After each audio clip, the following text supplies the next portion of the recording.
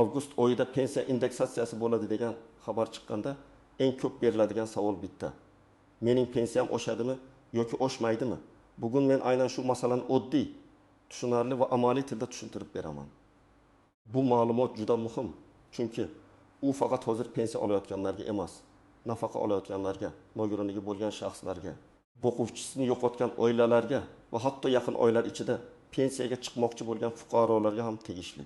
Iltimos, hoziroq kanalga obuna bo'ling va videoga like bosing, chunki pensiya nafaqa, kompensatsiya va ijtimoiy to'lovlar bo'yicha noto'g'ri tushuncha odamni pulidan, vaqtida olishi mumkin bo'lgan qo'shimcha to'lovidan va hatto qayta hisob-kitob huquqidan mahrum qilib qo'yishi mumkin. Men bugun kimning puli oshadi, kimniki oshmaydi, qaysi holatda indeksatsiya avtomatik qo'llanadi, qaysi holatda ariza berish kerak bo'lishi mumkin, shularni ketma-ket tushuntiraman. Avval pensiya oshishi haqida gap ketganda, odamlar ko'pincha buni bitta oddiy holat deb o'ylaydi. Davlat oshirdi, demak hammaning pensiyasi bir xil foizga ko'payadi. Aslida esa pensiya tizimida bir nechta turdagi to'lovlar bor. Yoshga doir pensiya bor, nogironlik pensiyasi bor, o'quvchisini yo'qotganlik pensiyasi bor. Bundan tashqari pensiya emas, lekin davlat tomonidan beriladigan nafaqalar ham bor. Masalan, ish staji yetarli bo'lmagan keksalarga beriladigan yoshga doir nafaqa, nogironligi bo'lgan ayrim shaxslarga nafaqa, bolalikdan nogironligi bo'lganlarga to'lovlar, o'quvchisini yo'qotgan oilalarga ayrim ijtimoiy to'lovlar. Indeksatsiya deganda odatda pensiya va ayrim ijtimoiy to'lovlarning narx-navo oshishi, yashash xarajatlari ko'tarilishi, minimal iste'mol ehtiyojlari va davlat byudjeti imkoniyatlaridan kelib chiqib qayta oshirish tushuniladi. Ya'ni bu yangi pensiya tayinlash emas, balki allaqachon tayinlangan to'lov miqdorini belgilangan tartibda ko'paytirishdir. Oldin ham pensiyalar oshirilganda ko'pchilikda bir xil savol bo'lgan: nega qo'shnimniki ko'proq oshdi, menikiga kamroq qo'shildi?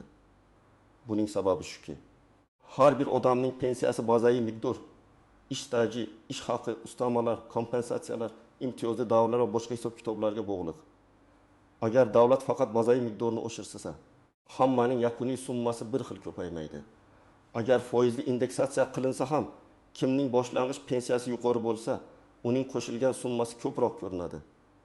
Masalan, bir fuqaro 900 ming so'm pensiya olayotgan bo'lsa, ikkinchisi 1.800 ming so'm olsa, bir xil foiz qo'llanganda ham ularning qo'liga qo'shiladigan pul bir xil bo'lmaydi. Foiz oshsa, birinchisiga 9 ming so'm, ikkinchisiga 1.6 ming so'm qo'shiladi. Shuning uchun hammaniki bir xil oshadi degan gap har doim ham to'g'ri emas. Muhimi, qaysi to'lov turi indeksatsiyaga tushgani va qarorda qaysi sanadan boshlab qo'llanishi ko'rsatilganidir.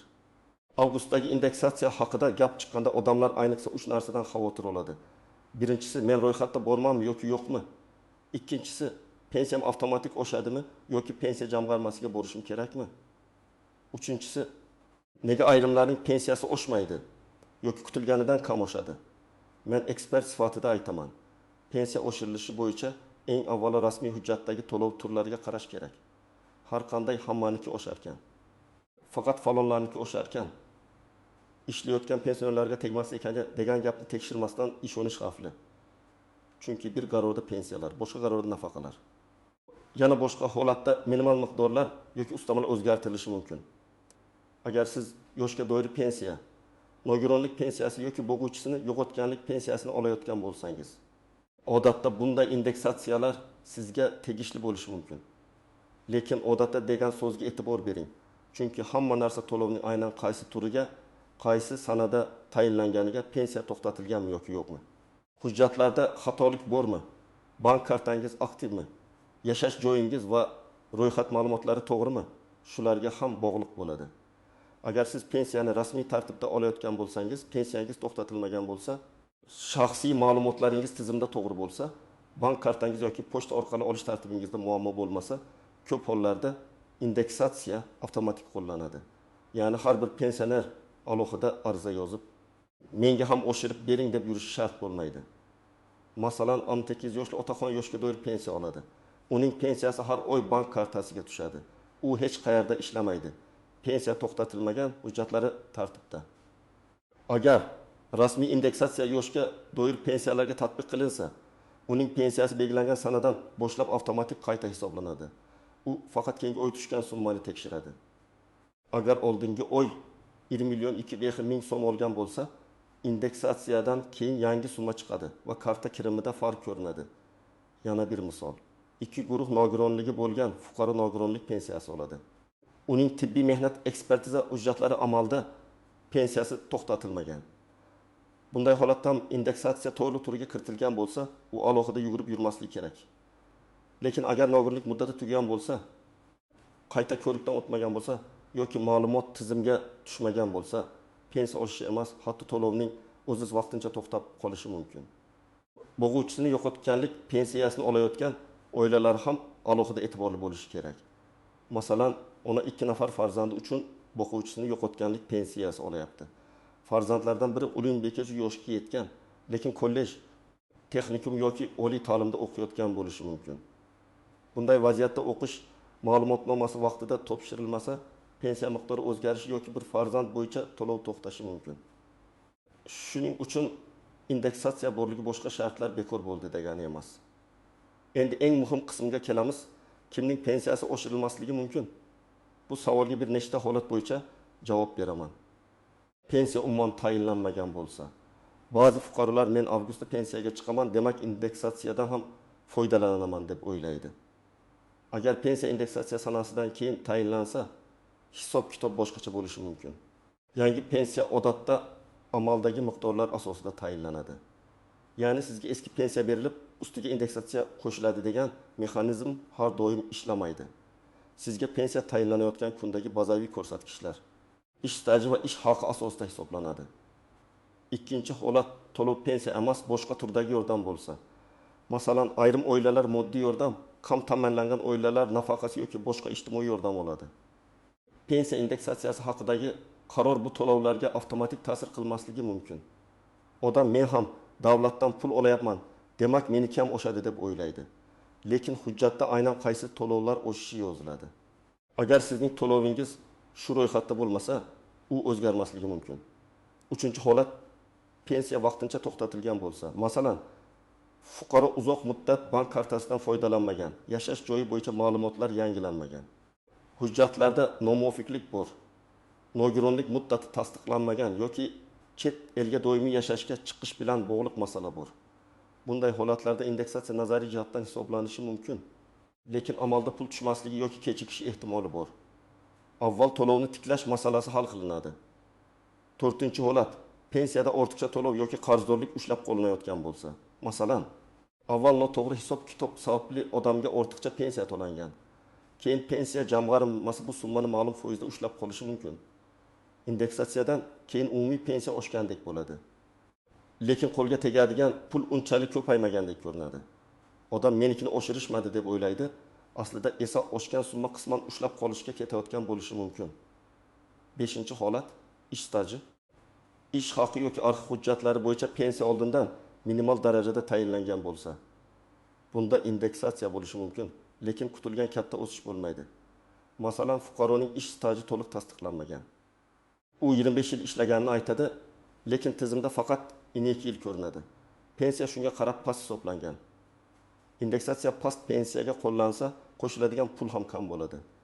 Bunday holatda asosiy masala indeksatsiya emas, balki yo'qolgan ish stajini tasdiqlashdir. Keling, oddiy raqamlar bilan ko'rib chiqamiz. Tasavvur qiling, birinchi pensioner 1 million so'm pensiya oladi, ikkinchi pensioner 2 million so'm oladi. Agar indeksatsiya 10% bo'lsa, birinchining pensiyasi 1 million 100 ming so'mga, ikkinchisiniki 2 million 200 ming so'mga chiqadi. Ikkalasiga ham bir xil foiz qo'llandi, lekin qo'shilgan summa farqli. Birida 100 ming, boshqasida 200 ming. Endi boshqa holat. Bir pensioner 1 million 300 ming so'm pensiya oladi, lekin undan har oy 100 ming so'm qarzdorlik ushlab qo'linadi. Indeksatsiyadan keyin pensiya 1 million 130 ming so'm bo'ldi deylik. Lekin ushlab qolish davom etsa, kartaga 1 million 330 ming so'm tushishi mumkin. Odam eski tushum 1 million 200 ming bo'lganini, yangi tushum 1 million 330 ming bo'lganini ko'radi. Nega to'liq oshmadi deb so'raydi. Sabab brutto pensiya boshqa. Qo'lga tegadigan netto summa boshqa. Yana bir misol. Ayol boquvchisini yo'qotganlik pensiyasini 2 farzand uchun oladi. Farzandlardan biri 18 yoshga to'ldi va o'qishini davom ettiryapti, lekin ma'lumotnoma vaqtida topshirilmadi. Shu sababli bir farzand bo'yicha to'lov to'xtatildi. Shu paytda indeksatsiya ham bo'ldi. Natijada ona hammaniki oshdi, menikida esa kamaydi deb o'ylashi mumkin. Aslida indeksatsiya qo'llangan bo'lishi mumkin. Lekin oiladagi to'lov oluvchilar soni o'zgargani uchun yakuniy summa kamayib ketgan.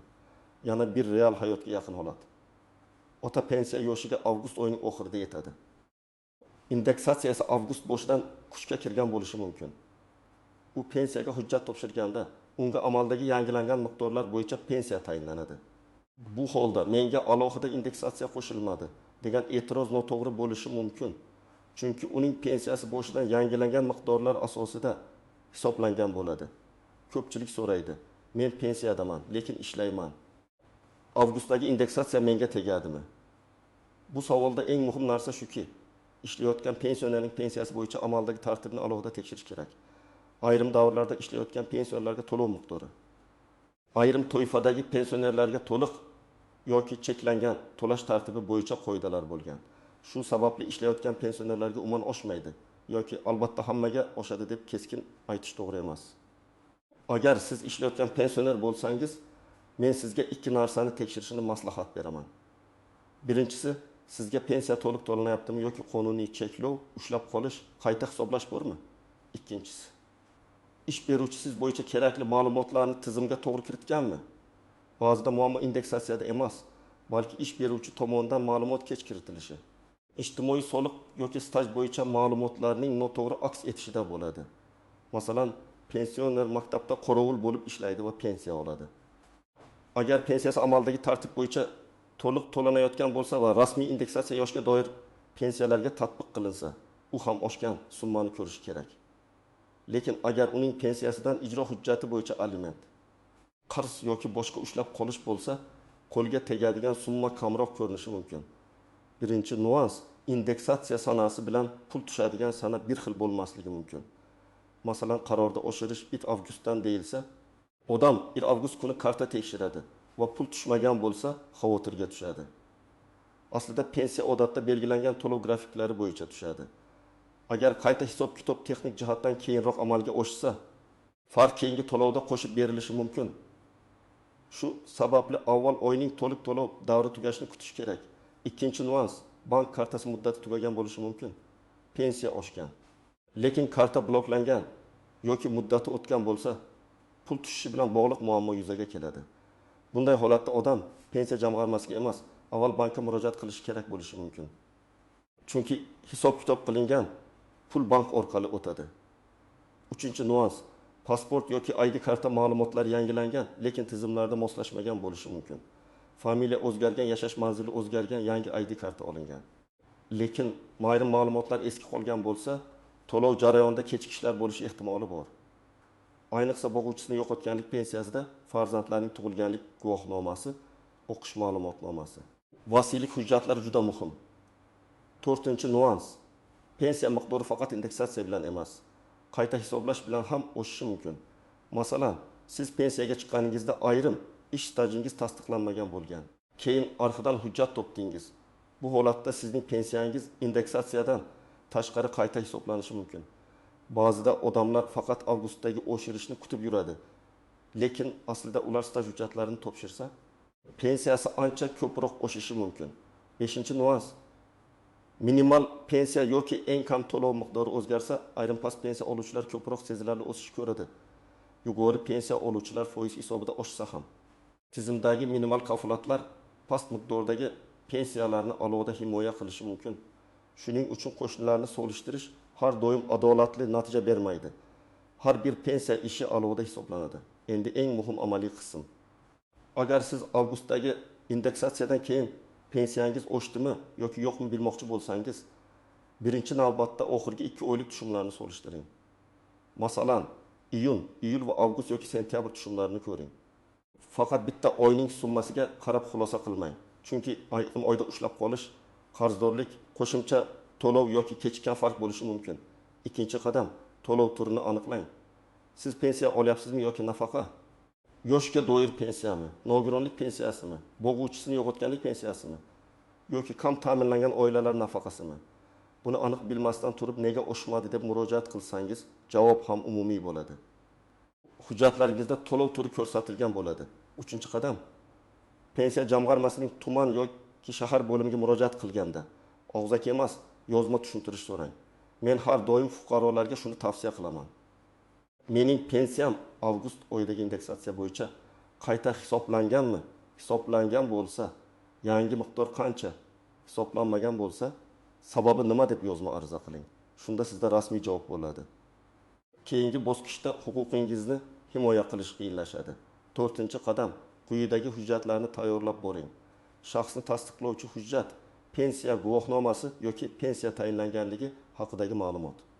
Bank karta rekvizitlari yoki to'lov olinadigan hisob, oxirgi pensiya tushumlari bo'yicha bank ko'chirmasi, ish staji bo'yicha mehnat daftarchasi yoki elektron mehnat daftarchasi ma'lumotlari, arxiv ma'lumotnomalari, nogironlik bo'yicha hujjatlar, boquvchini yo'qotganlik bo'yicha o'lim guvohnomasi va farzandlar hujjatlari, o'qiyotgan farzandlar bo'lsa, o'qish joyidan ma'lumotnoma.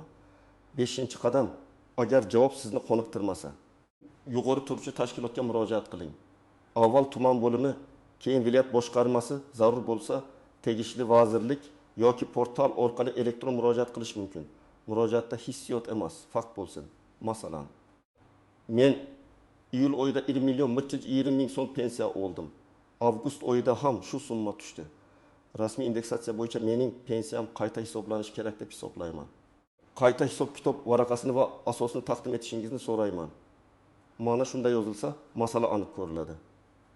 6-qadam, bank muammosini alohida tekshiring. Ba'zi fuqarolar pensiya jamg'armasiga boradi. U yerda pul o'tkazilgan deyishadi.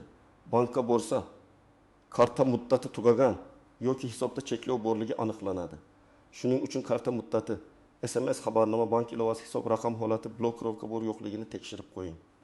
7-qadam, agar sizda ish staji yetishmayotgan bo'lsa, indeksatsiyani kutib o'tirmang.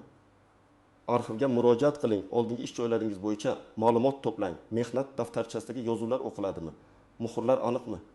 Buyruq raqamlari bormi? Shularni tekshiring. Pensiya miqdorining eng katta omillaridan biri ish staji va ish haqi bo'yicha to'g'ri hujjatdir. Ba'zan 5 yil staj topilishi pensiyani oddiy indeksatsiyadan ham ko'proq oshiradi. Men alohida ogohlantiraman. Quyidagi fuqarolar pensiya miqdorini albatta tekshirish kerak. Birinchidan, pensiyasi ko'tilgandan kam oshganlar. Ikkinchidan, avgustdan keyin umuman o'zgarish ko'rmaganlar. Uchinchidan, nogironlik muddati yaqinda tugagan yoki qayta ko'rikdan o'tganlar. To'rtinchidan, boquvchisini yo'qotganlik pensiyasida farzandlari 15 yoshga yaqinlashgan oilalar. Beshinchidan, ish staji bo'yicha eski arxiv hujjatlari bor, lekin ularni hali topshirmaganlar. Oltinchidan, bank kartasi almashgan yoki pasport ma'lumotlari yangilanganlar. Yana bir muhim guruh pensiyaga yangi chiqqanlar. Ular ko'pincha o'z hisob kitobini tekshirmaydi. Davlat hisoblab berdi. Demak, to'g'ri deb o'ylaydi. Men esa har doim aytaman, pensiya tayinlangandan keyin hisob kitob varaqasini ko'ring. Unda qancha staj olingan, qaysi davrlar hisoblangan, o'rtacha ish haqi qanday olingan, ustama bormi? Minimal miqdorga tenglashtirilganmi? Shularni bilib oling. Bu sizning huquqingiz. Eng ko'p uchraydigan xato odamlar ijtimoiy tarmoqlardagi umumiy xabarga qarab xulosa qiladi. Avgustda pensiya oshdi degan jumla yetarli emas. Qaysi sanadan, qaysi to'lovlarga, qancha foiz yoki qaysi miqdorda, avtomatikmi yoki qayta hisoblash shartmi? Farq qachon to'lanadi? Mana shu savollar muhim. Ikkinchi xato, qo'shni yoki qarindosh bilan solishtirish. Bir mahallada yashaydigan ikki odamning pensiyasi mutlaqo boshqa asosda hisoblangan bo'lishi mumkin. Biri 4 yil rasmiy ishlagan, boshqasi 20 yil. Biri yuqori maosh olgan, boshqasi minimal maosh bilan ishlagan. Biri imtiyozli stajga ega, boshqasida staj tasdiqlanmagan. Shuning uchun uning pensiyasi 300 mingga oshdi, menikiga 1 ming qo'shildi degan solishtirish har doim ham noto'g'ri hisob kitob borligini anglatmaydi. Uchinchi xato, ariza bermasdan kutib yurish. Agar hammada oshgan, sizda esa 2 oy davomida o'zgarish bo'lmasa, kutib o'tirmang. Yozma murojaat qiling. Chunki ayrim xatolar faqat fuqaro murojaat qilgandan keyin aniqlanadi. Masalan, tizimda eski pasport ma'lumoti qolgan bo'lishi, hujjat bog'lanmagan bo'lishi, farq hisoblangan u to'lovga chiqmagan bo'lishi mumkin. 4-xato, hujjatlarni tartibsiz olib borish. Pensiya bo'limiga borganingizda hamma narsani og'zaki tushuntirishga urinmang. Hujjatlar papkada bo'lsin, bank tushumlari alohida bo'lsin, arxiv ma'lumotlari alohida bo'lsin. oldingi javob xatlari bo'lsa, ularni ham olib boring. Shunda mutaxassis ham masalani tezroq ko'radi. Demak, avgustdagi pensiya indeksatsiyasi hamma uchun bir xil ko'rinishda ishlaydi deb o'ylash noto'g'ri. Kimning pensiyasi oshishi yoki oshmasligi to'lov turiga, pensiya tayinlangan sanaga hujjatlarning to'g'riligiga, pensiya to'xtatilmaganiga, ushlab qolishlar bor yo'qligiga va rasmiy qarorda qaysi to'lovlar ko'rsatilganiga bog'liq. Men sizga eng muhim tavsiyani yana bir marta aytaman. Pensiyangiz tushgan summani tekshiring, to'lov turini aniqlang. Shubha bo'lsa, yozma murojaat qiling. Hujjatlaringizni tartibga keltiring va ish staji bo'yicha yo'qolgan davrlarni albatta tiklashga harakat qiling. Chunki pensiya bu bir oylik yordam emas, ko'p yillar davomida olinadigan daromad. Undagi har bir noto'g'ri hisob-kitob oyma-oy sizning cho'ntagingizga ta'sir qiladi. Agar sizning pensiyangiz avgustdan keyin oshgan bo'lsa, qancha oshganini izohlarda yozing. Agar oshmagan bo'lsa, qaysi turdagi pensiya olayotganingizni va qanday muammo bo'lganini yozing. Men keyingi videolarda eng ko'p uchrayotgan holatlarni alohida tahlil qilib beraman. Videoga like bosing, kanalga obuna bo'ling va bu ma'lumotni ota-onangiz, qarindoshlaringiz hamda pensiya olayotgan tanishlaringizga yuboring. Bu masalada vaqtida tekshirish juda muhim.